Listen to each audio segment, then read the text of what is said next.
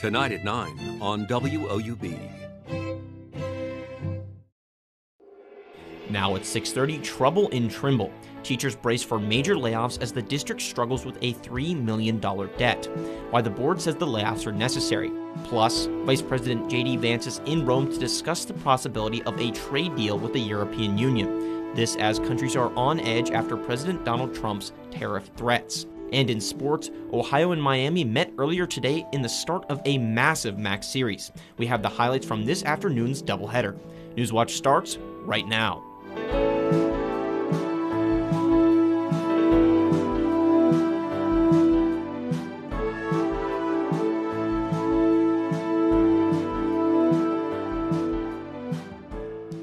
Thanks for joining us. I'm Charlie Ehlenfeld. Welcome to Newswatch.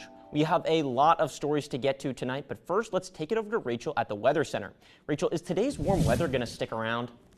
Yes, it will, Charlie. We had a warm front pass through in the last day or so, and it surely is reflecting. We're seeing most of us sitting pretty in the higher 80s. Lancaster 82, Zanesville 84, same with Parkersburg, and Athens sitting pretty at 86. Staying clear skies for now. We're also seeing the winds pick up as well to 18 miles per hour and gusts up to 24 miles per hour. So because of these high temps and the high wind speeds, and relative humidity dropping, that's putting all of Ohio and most of West Virginia under a elevated fire danger. So it's important throughout tonight to maintain any campfires and to properly extinguish them. But this isn't the only thing that we are looking at for tonight. We're also seeing some pop-up showers starting to move through in the next couple of hours. So we're seeing some clouds rolling in tonight, and that chance of showers for the evening with a 20% with that low of 64. And we'll talk more about these showers and what to expect for Easter weekend in my full weather forecast. For now, we'll go back to Charlie.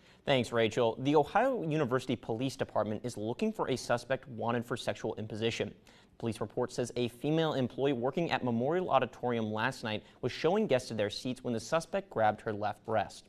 Security alerted OUPD, but they were unable to find the suspect. Police say the suspect is a white, heavyset male between 40 and 60 years old, taller than 5'5", with dark gray hair and stubble. Officials say he was wearing a light wash jeans and a dark gray hoodie. If you have any information, you can call the number on your screen. 12 teacher aides at Trimble local schools will be out of a job at the end of this school year. The layoffs are a part of a larger move to cut 24 positions in the district. It comes amid fiscal emergency for the district. Trimble Local Schools has a $3 million budget deficit and faces financial takeover by the state. The board says it's not something they want to do. It's something they have to do. I mean, I've lived in this district all my life. I got kids to go here. Do I want to see anything happen? No.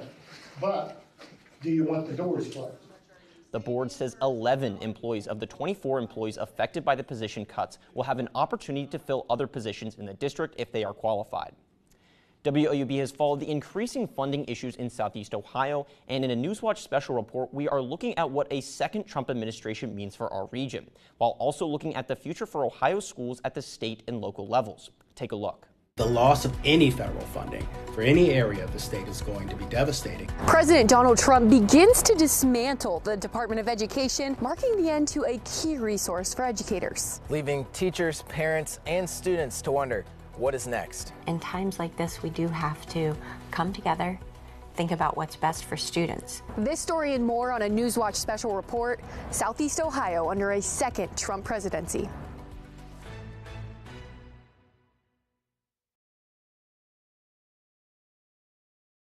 Report will air Monday at 6:30 right here on WOUB. You will also be able to stream and re-watch the special report on our YouTube channel.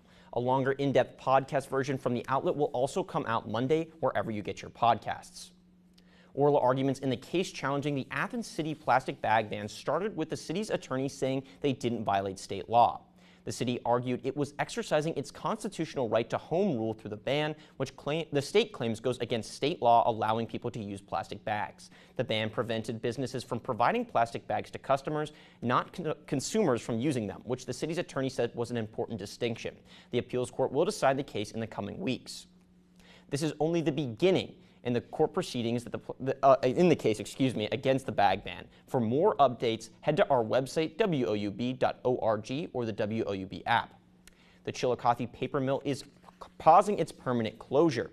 The mill announced it would be closing earlier this week, but now Senator Bernie Moreno says it will stay open through Christmas. The mill is over 200 years old and employs almost 1,000 Chillicothe residents. Moreno says losing those jobs in Chillicothe would be like losing 15,000 jobs in Columbus. It is unclear if the mill will stay open beyond December or if there's a potential buyer in the mix. The Bureau of Land Management is opening applications for parcel leases in Wayne National Forest. This means companies can apply to drill on the land, but no drilling will happen immediately. Back in 2020, a federal district court ruled the 2016 analysis previously used was outdated. This paused leases for land parcels that had previously been approved. A new environmental assessment initiated in March 2020 shows those previously paused parcels can be leased again. Of the 65 available leases, 36 existing oil and gas leases were challenged in the 2020 case. Applicants will need to get a permit from the BLM before any action can be taken.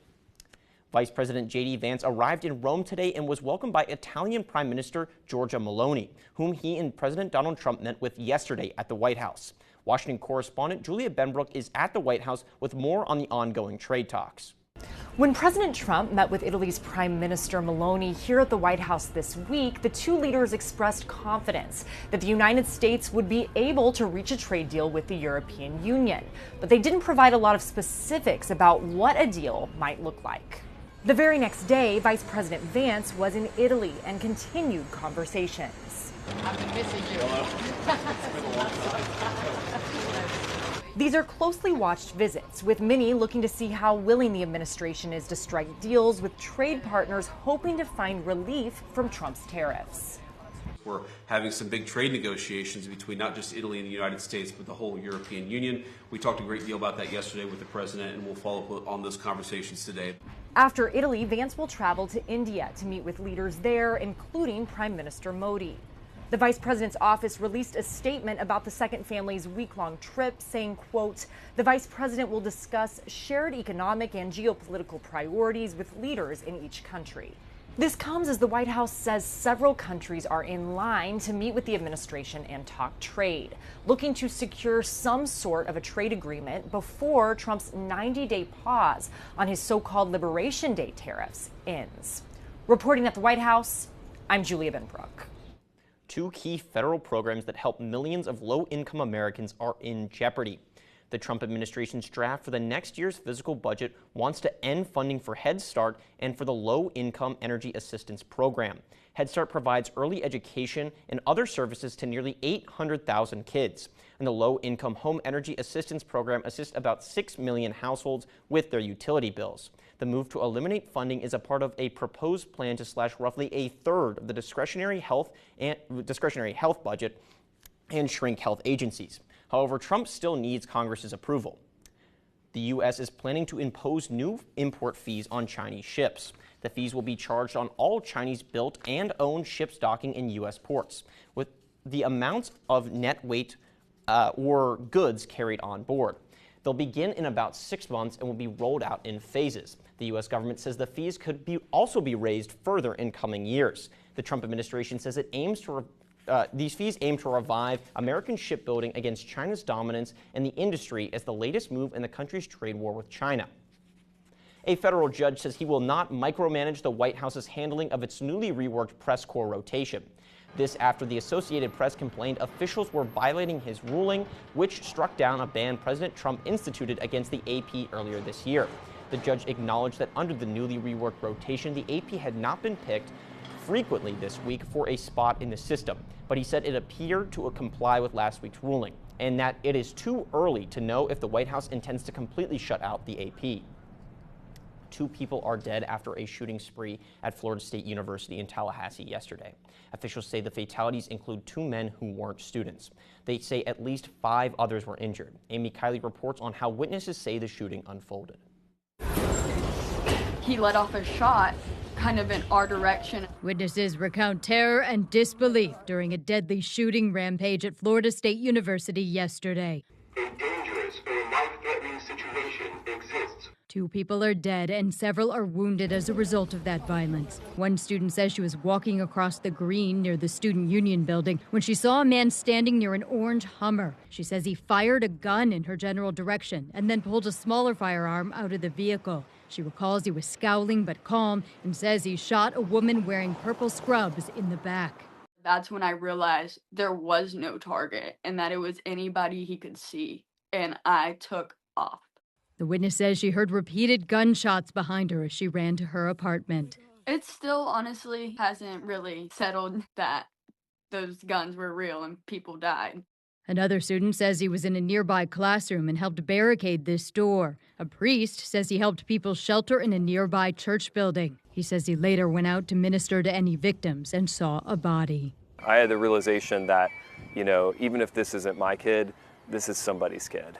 A local doctor says he took part in surgeries for the injured. He says he's an FSU graduate, and though he's seen his share of trauma. A mass event like this that's, right outside at our own university really hits close to home. I'm Mimi Kiley reporting. Coming up, it's something every woman goes through, but many say they didn't learn about it in school. The symptoms of perimenopause you need to look out for.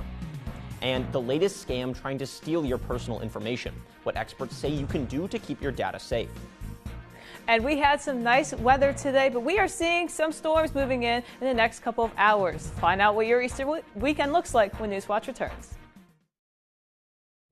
In some ways, Portsmouth was one of the last small cities to field a team and get a franchise. What was kind of extraordinary about Portsmouth was it was able to field an incredible team. For a brief moment in the sun, a little sweet spot that almost was sweet enough to get them a national championship, but they put together the team that ultimately did win the championship in 1935 in Detroit.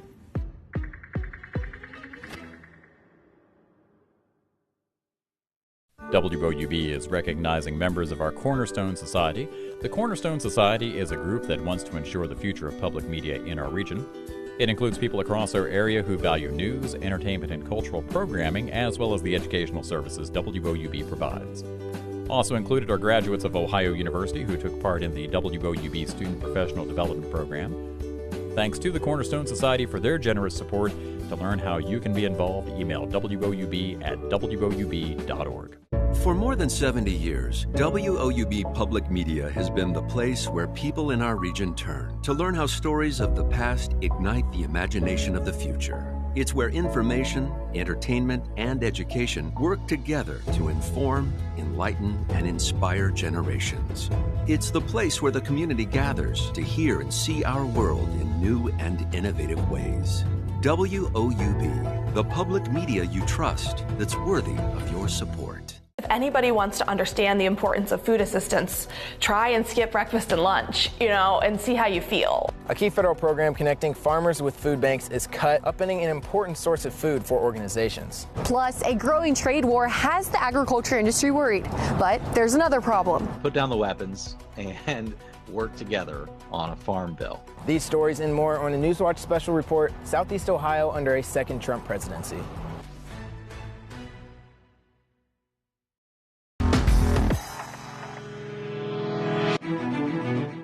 Welcome back to Newswatch. I'm Rachel Grant, and we had a wonderful start to the weekend. We saw mostly clear skies and a warm front that passed through overnight, and it's really showing. We're seeing most of us are sitting pretty in the high 70s and low 80s. Lancaster 81, Zanesville 82, Athens and Parkersburg also 84, and this even reflected on our recap for today. We had a high of 86 and partly sunny skies. And with these temps being relatively high and relative humidity dropping, winds are also picking up. We're seeing all of Ohio and most of West Virginia is under elevated fire danger.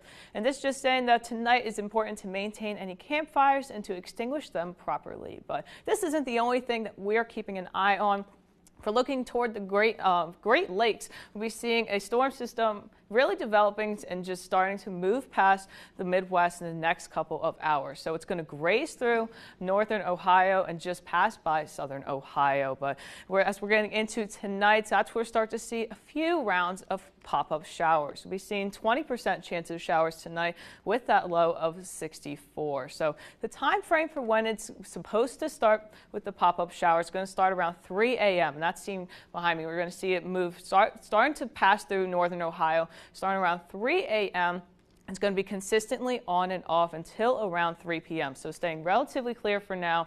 Then we're going to see some showers passing through, and it's going to clear out by 3 p.m. tomorrow. And that's even reflected for tomorrow as well. High of 84 and 60% chance of showers. And as we're going into tomorrow, that's where we're going to see it really starting to pass through northern Ohio the most and just graze through southern Ohio. Biggest thing we're looking at is this cold front. We'll be feeling the difference come tomorrow night. So no pop-up showers or rain to worry about for tomorrow. As we're going into Easter Sunday, we might see a little bit of showers here or there, but this cold front will fully pass through and we'll be feeling the difference come Easter. And seeing on our 3-day outlook, seeing 84 for tomorrow with showers and catching a break from the rain on Sunday.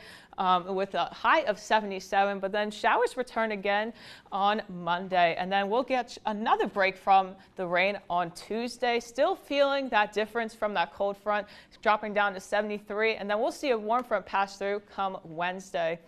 As we're going into next week, closer around to Thursday and Friday, the rain will return. We'll be feeling just a little bit of ranges in temps, but still, we're not dipping under the 60s anytime soon. Yeah, so you mentioned that fire watch. Any other severe weather, people should be worried about this weekend with the rain coming back? So the amount of rain we'll be seeing isn't likely to any severe weather happening. We're expecting just under ½ an inch at most. That's being very generous. At most, we'll be seeing around ½ an inch. So flooding isn't the main concern. Severe thunderstorms, not really in the picture for our region. All right, well, thank you so much. Right now, millions of U.S. women are going through perimenopause, which can greatly impact their lives. Despite this, some officials say research and education surrounding this stage of life and what comes after it has been overlooked and underfunded. Mandy Gaither has the latest. It's a natural part of aging, but a 2022 survey shows many women are going through menopause or perimenopause without knowledge or appropriate medical care. More than 90% of women in the study reported they'd never been taught about menopause in school, and more than 60% said they didn't feel informed about it at all. I think it's really exciting, though, that for women, we are addressing and putting out there in the forefront hormonal changes that occur in the later part of reproductive life. OBGYN Dr. Sujatha Reddy says menopause is when the ovaries stop functioning and there hasn't been a menstrual period for 12 months. Perimenopause is the time leading up to this. What most women will experience are changes in these hormone levels leading to abnormal or irregular periods. Reddy says other common signs include hot flashes, vaginal and sexual changes, as well as altered mood and sleep. Most women will begin the menopause transition between ages 45 and 55, but it can happen earlier or later. The average menopausal age in the U.S. is 52. The process typically lasts several years, but everybody is different. There is no exact test. There is no exact diagnosis. We tend to treat the symptoms that women are experiencing in this time. If symptoms are disrupting your life, Reddy says to see a doctor and to be aware of companies selling an instant fix. There is no magic wand that is going to cure every symptom you have. For Health Minute, I'm Mandy Gaither. You've likely gotten a message over text or email about an overdue toll payment or EasyPass final reminder. These are called smishing scams, and they're on the rise. These scams are meant to steal your personal information like your credit card. To protect yourself, experts say you should pay attention to the sender because legitimate agencies will never collect information over text or email. If you do get one of these messages, experts say not to panic. Red flags should go off right away as to whether this is legitimate and real, and they should not engage if it's somebody by phone. If it's an email or text, they should delete it right away. These toll smishing scams are a widespread problem that the FBI is taking seriously. Its data shows that in 2024, Internet Crime Complaint Center received more than 60,000 complaints about the unpaid toll scam. Next in sports, Ohio softball hosted the first two games of a massive series with rival Miami earlier this afternoon. I'll have the highlights from today's doubleheader and where Ohio sits going into tomorrow's series cap coming up after the break.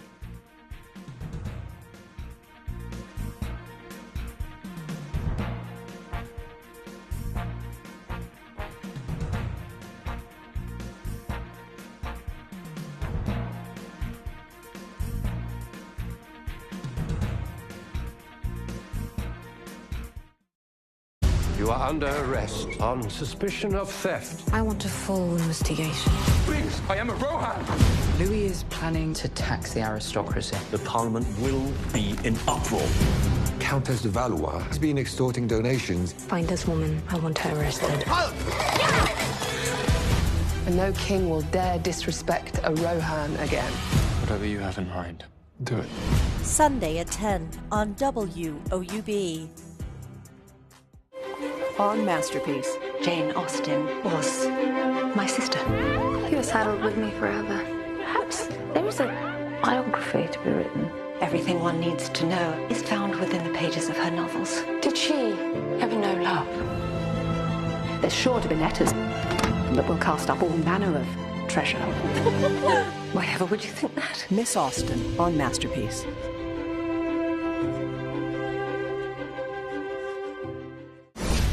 Let's start at the beginning, shall we? I can't wait.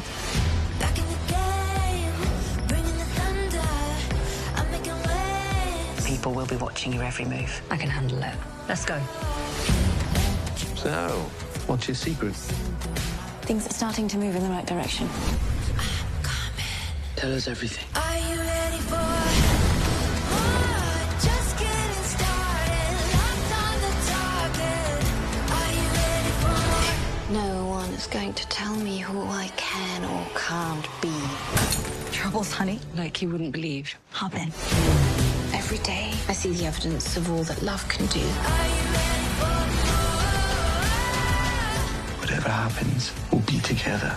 There's nowhere else in the world I'd rather be. This was perfect.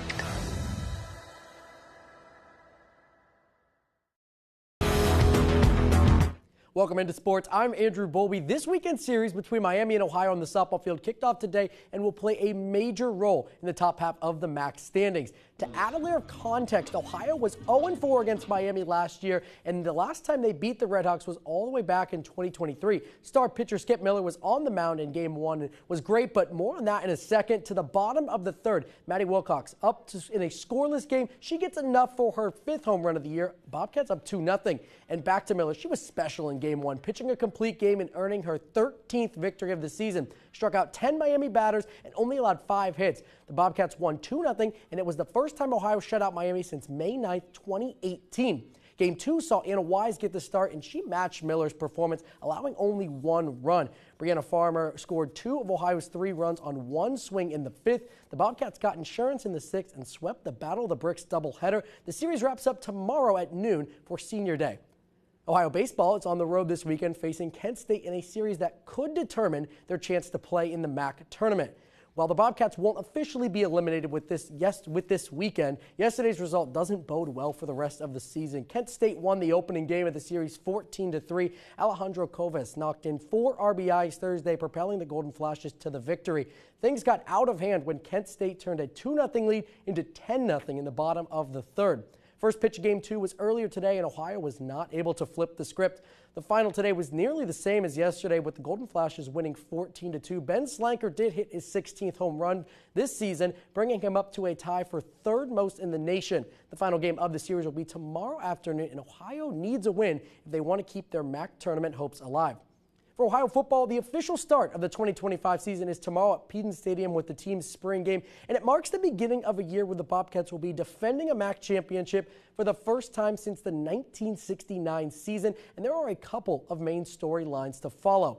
First, the mentality of the team. How do they approach this year will be very intriguing. Obviously, a lot has changed from last year's team, but this year there will be different expectations. Last season, Ohio was picked 5th in the preseason poll and was the hunter. This year, they'll be hunted by the rest of the conference. How do they handle that pressure? Another major plot line for this year is the turnover in the defensive front seven. Much of what Ohio had last year is gone. Key pieces that led the MAC's top scoring defense will need to be replaced, including all-conference performers Bradley Weaver, Shea Taylor, and Blake Leak. The DBs haven't had as much change and will remain similar to last season's group. And finally, change on the O-line. Not only does Ohio see 4 of its 5 core starters depart, but also offensive line coach Alan Rudolph. For the upcoming year, the O-line will play under former Central Michigan coach Tavita Thompson, and the trenches will look particularly different after Parker Titsworth's graduation.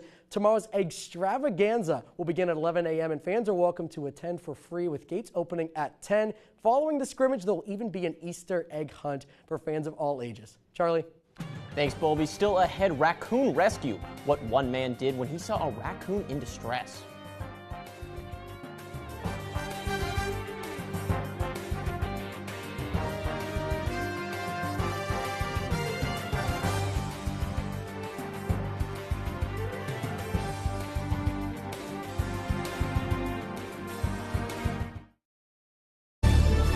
Evolution left these birds flightless, but that doesn't mean they can't fly.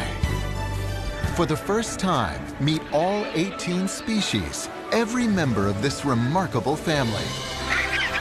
From unique forest penguins to penguins that have embraced the modern world, they'll do whatever it takes to adapt and thrive. Wednesday at 8 on WOUB.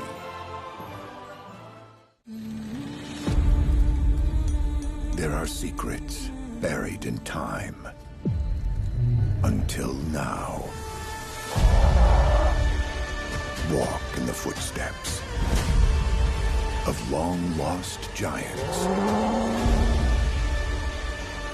as their hidden world comes to life.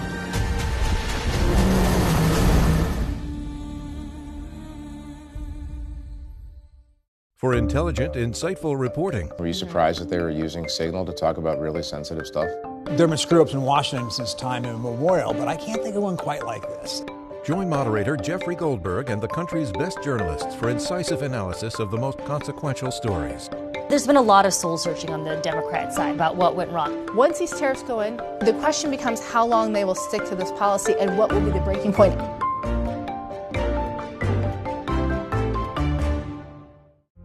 All over the world, hatred and Holocaust denial are on the rise.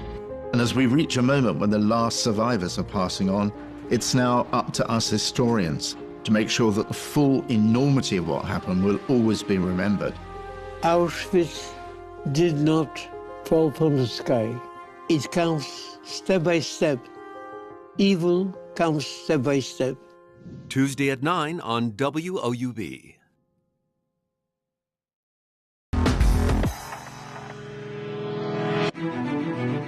A raccoon in Massachusetts is presumably back to scrounging around for scraps after being freed from a storm drain. A man noticed the trapped animal in a park and alerted police. Officers removed the storm drain's cover, but the raccoon was still stuck. The man then used 2 laundry pods to lubricate the raccoon's head, and less than a half hour later, they freed the raccoon. Animal control then came and retrieved the raccoon. So, what would you do? Are you getting the raccoon out of there? I don't know about myself personally. I think I'd be a little hesitant. I mean, I don't know about you, Rachel, but I I'd be am hesitant. not touching it. I would call animal control and they can handle it. Oh, yeah, absolutely. Raccoon, unpredictable, crazy, whatever adjective you want to use. I'm not getting anywhere near that. If I see the raccoon, I might be going the other way. Absolutely. So, yeah, but, you know, I mean, thank goodness it wasn't raining. You know, you never know what's going to happen in the storm drain if there's, you know, bad weather on the horizon. So with that, you know, what are we looking at this weekend? This weekend, we are seeing some rain for Saturday, but that won't be here for Easter. We'll catch a break from it, and then come on Monday, we'll get some pop-up showers again, and then we're just seeing really alternating between the sunshine and the rain for the rest of the week. So it's not really consistent, but still above 60 degrees for all of next week. Well, that does it for our broadcast this evening. For Rachel Grant and Andrew Bolby, I'm Charlie Eulenfeld. Stay tuned for the PBS NewsHour coming up next. Have a great night.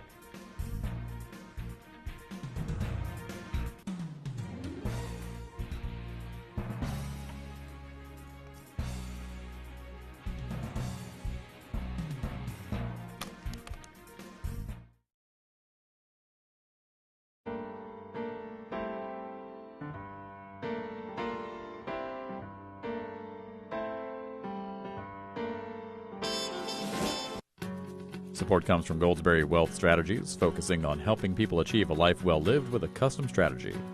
With offices in Parkersburg and a new location in Athens, Raymond James Financial Services Incorporated, member FINRA SIPC.